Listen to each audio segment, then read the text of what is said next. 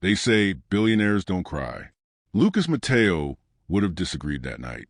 On the 47th floor of his Manhattan office, he was one signature away from closing Avoca AI for good. But before the ink could touch paper, a small hand tugged at his sleeve. "Sir, you missed this number," said a 5-year-old girl who wasn't supposed to be there. And somehow, that changed everything.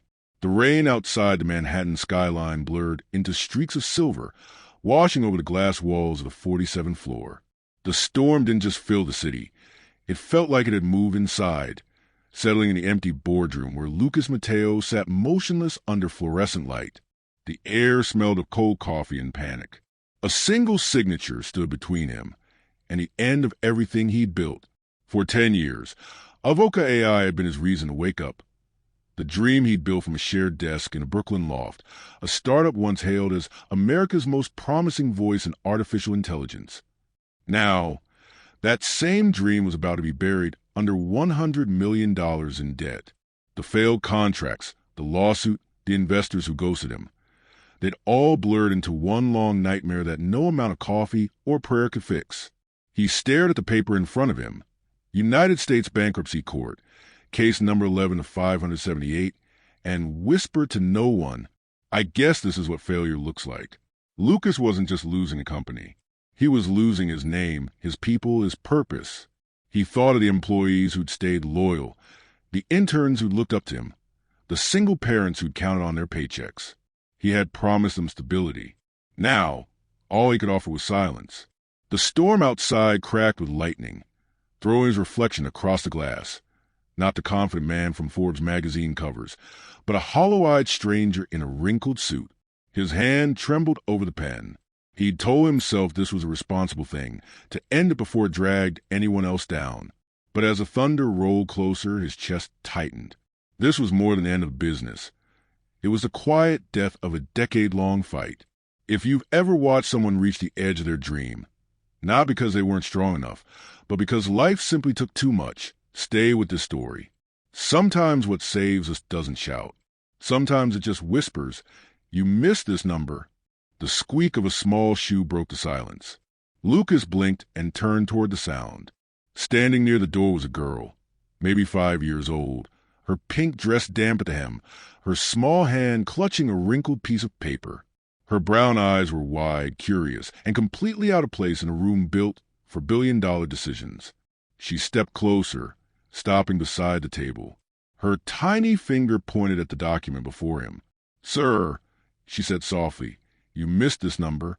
Lucas blinked hard, unsure if the exhaustion had finally broken him. The clock on the wall ticked past midnight, the storm outside humming against the glass. He stared at her, soaked shoes, pink dress, curls plastered her forehead. A small crumpled paper trembled in her hand. He cleared his throat. "Hey, sweetheart, are you lost?" The girl shook her head, serious as an accountant. "You missed this number," she repeated, pointing again to the form in front of him. Lucas let out a tired laugh, the kind that breaks instead of soothes. "I think you got the wrong office." But she didn't move. "My mommy is cleaning downstairs," she said softly. "I got bored. I saw the papers. They look like puzzles." Lucas frowned. "Your mom works here?" "She cleans the floors," the girl said, her voice echoing in the quiet room. "Her name is Rosa.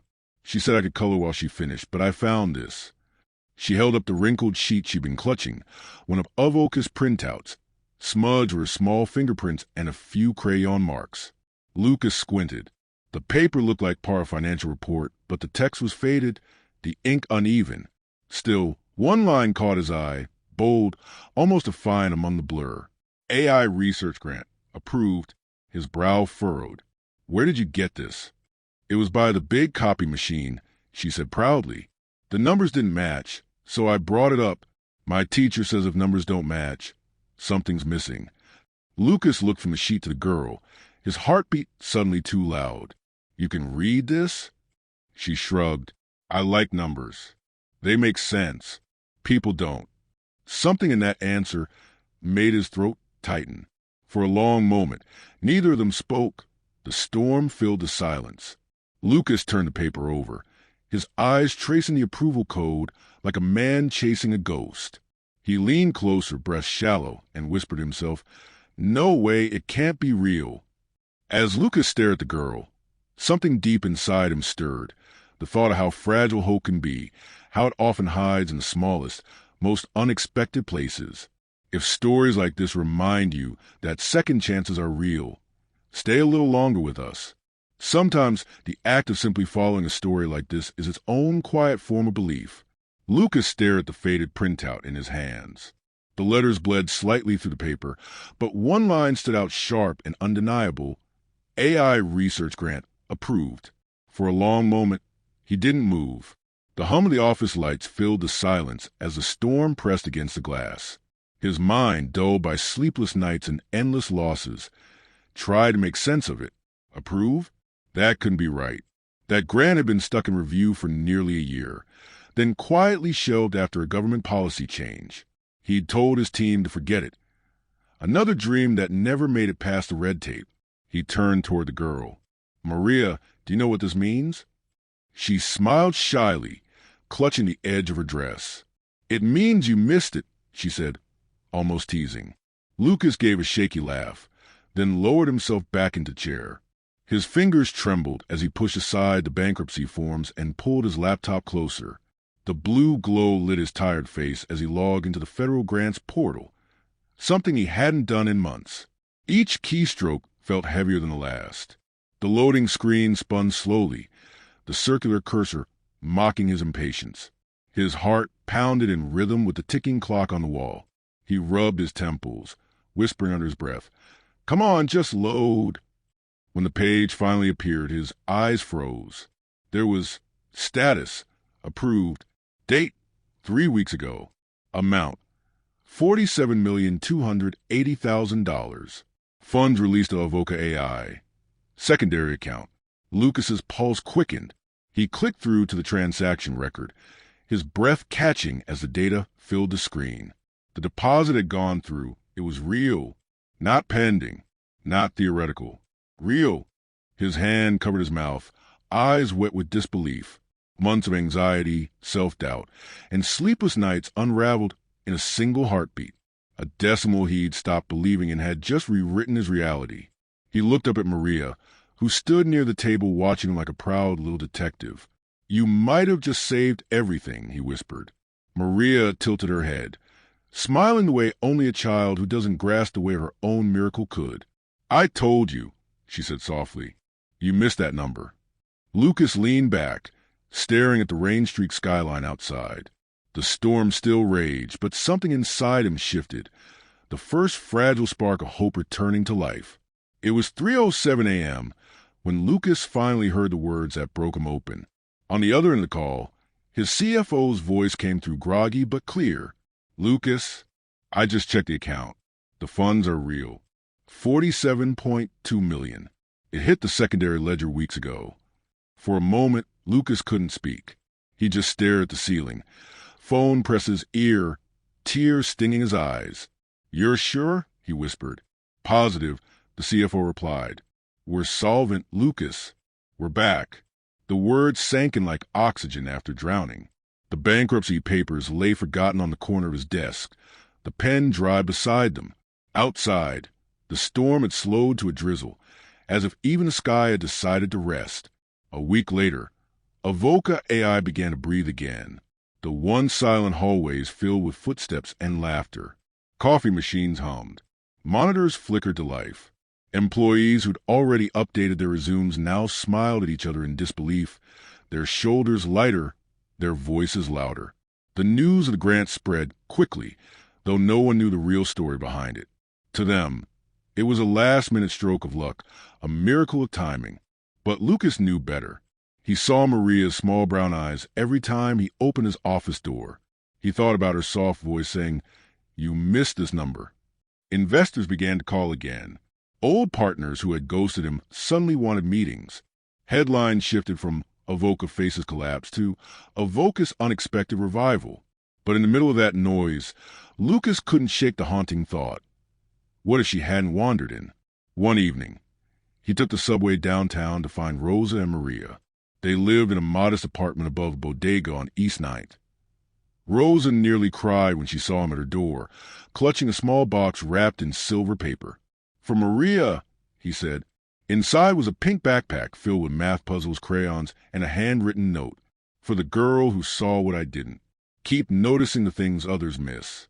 Maria hugged him tight before running off to show her mother. Lucas smiled, a quiet, grateful smile that reached the corners of his tired eyes. That night, as he walked home to the winter air, he thought about how fragile redemption is, how it only asks for one person to notice what others overlook. If you believe moments like these deserve to be remembered, not just scroll past, follow stories like this one. They keep alive the truth that one small act can still change everything. The morning light broke through the boardroom windows the following week, washing the city in a pale gold glow. It was the first time in months the room didn't feel like a tomb. The bankruptcy papers had been boxed and locked away. In their place, a new agenda sat before Lucas, rebuilding Avoca AI. He stood at the head of the long glass table as his employees filed in, their faces cautious but curious, the air buzzed with nervous hope. Lucas looked at the people who had once trusted him blindly, who had worked through nights and weekends, who had almost lost everything because of his choices. He took a breath. "I owe you an apology," he began, his voice steady but low. "For months, I've been fighting numbers, not believing in people. But the truth is, our survival wasn't a business miracle. It was grace. A small act of kindness saved this company. I can't share the details, but I will tell you this. We were seen when we didn't deserve to be." A quiet stillness followed. No charts, no investor jargon, just sincerity. It was a kind of honesty his team hadn't heard in a long time. After the meeting, Lucas didn't rush to make new deals or chase headlines. Instead, he called back laid-off engineers, offered back pay to those who'd stayed through the chaos, and created a new employee wellness fund. He even turned the office lounge, once an unused luxury space, into a childcare corner for working parents. His leadership changed. The edge of pride that once defined him softened into something human, measured, present, grateful. When Rosa came in for her shift later that week, Lucas asked her to stay after hours. He handed her an envelope, her name written in neat blue ink. She hesitated. "Sir, what's this?" "Not sir," he corrected gently. "Lucas. Open it." Inside, she found a letter, official Avoca AI stationery, offering a scholarship in Maria's name. Full tuition coverage at any school of her choice when she came of age. Rosa's hand shook. "You didn't have to." "I did," he interrupted softly. "Some debts aren't measured in money." That night, Lucas stayed late again, not because of pressure, but peace. He looked out over New York's skyline, the same view that once symbolized ambition, now pulsing with quiet purpose. He was no longer rebuilding Avoca for investors or accolades. He was rebuilding it for meaning, for the people who believed when he almost didn't. The idea came to Lucas one quiet morning as sunlight spilled across his desk, glinting off the framed scholarship letter he'd written for Maria. The city outside was still waking, horns distant, clouds soft. He opened his laptop, typed a single word at the top of a blank document, and smiled. Maria, machine-assisted research for intelligent access. It wasn't just a program. It was a promise. By the end of that week, Avoca AI's offices were alive again. Engineers and designers gathered around whiteboards, sketching concepts that went far beyond profit margins. They spoke about rural classrooms without Wi-Fi, children sharing one tablet, teachers trying to teach code without resources. For the first time in years, Lucas saw his team's eyes light up, not from caffeine or deadlines, but belief. He walked among them quietly, hands in pockets, listening.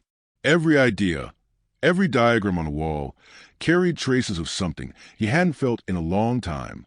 Purpose. When someone asked what Maria stood for, he simply said, "It's named after the person who reminded me to look again." The story spread to the company in whispers. They didn't know who Maria was, but they felt her presence in every brainstorming session. Check the small numbers became the new mantra at Avoca. It wasn't just about coding accuracy anymore. It was about noticing what others overlook. In data, in people, in life. A month later, Lucas stood in front of a small local news crew. The reporter asked what inspired Avoca's sudden shift from corporate AI systems to educational access. Lucas hesitated, glancing at the skyline behind the cameras. Technology isn't just about efficiency, he said slowly. It's about empathy. We spend so much time trying to make machines think like us. Maybe we should try listening the way they do, without judgment, without noise. Sometimes the smallest voice in a room is the one that changes everything. The interview aired that night. Viewers called it one of the most heartfelt segments of the year. Schools began reaching out. Non-profits wanted to collaborate. Investors, the same ones who once doubted him, asked how they could help. As Lucas watched the city lights blink on below his office window, he realized Avoca had become something new. Not just a company reborn, but a movement built on listening.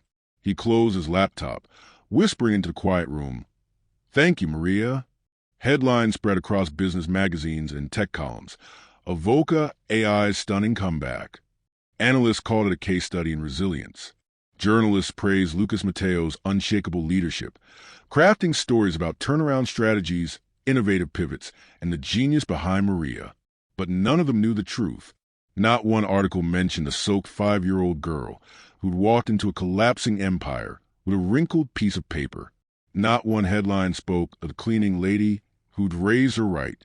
The world saw numbers, strategies, and boardroom triumphs. Lucas saw grace. He sat at his desk late one evening, the hum of the city faint beneath the glass. The glossy magazine with his face on the cover lay beside him, its headline bold, "The Visionary Who Saved Avoca." He traced the letters absently, then pushed it aside. He didn't feel like a visionary. He felt like someone who'd been pulled back from the edge by hands far smaller than his own. When the building quieted and the lights dimmed, Lucas found himself walking down the familiar hallway, the one that led to the boardroom where everything had almost ended. The doors creaked open, revealing the same long glass table, the same skyline beyond. For a moment, it was as if time folded back to that stormy night. He reached into his briefcase and pulled out the old folder. Inside were the unsigned bankruptcy papers. The ink faded at the edges. He held them carefully, almost reverently. Those pages had once felt like a death sentence. Now they were a testament to near loss, to faith, to the quiet miracle no one would ever write about. He didn't frame awards or news articles. He framed those papers, hung them right there on the boardroom wall, behind his chair. When people asked why, he only smiled and said, "A reminder to look twice." Every time he walked into that room, he felt a quiet grounding, a whisper that success wasn't to own, only honor. Outside, the city glowed with headlines and noise. Inside, the truth remained small and sacred, tucked between the glass and the ink of those forgotten pages. Some stories, he decided, don't need to be told to be true. The first light of dawn spilled across Manhattan, brushing the skyline with gold. From the 47th floor, the city looked almost still, as if it were holding its breath between yesterday and tomorrow. Lucas stood by the window, coffee in hand, watching the sun climb over the rooftops. The same view that once felt like an ending now pulsed with quiet renewal.